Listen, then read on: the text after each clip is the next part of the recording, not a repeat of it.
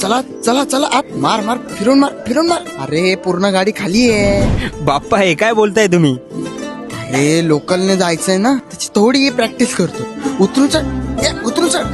अरे बाप्पा तुम्ही पहिल्यांदा प्रवास करताय का लोकल मधून?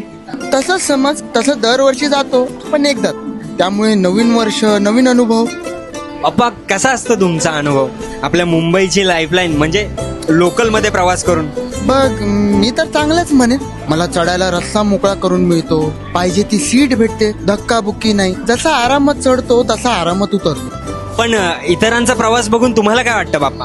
काही जण जगण्यासाठी प्रवास करतात, काही फक्त मरण्यासाठी. एक दरवाजात उभा असतो नाईलाज म्हणून, आणि दुसरा उभा असतो माज म्हणून.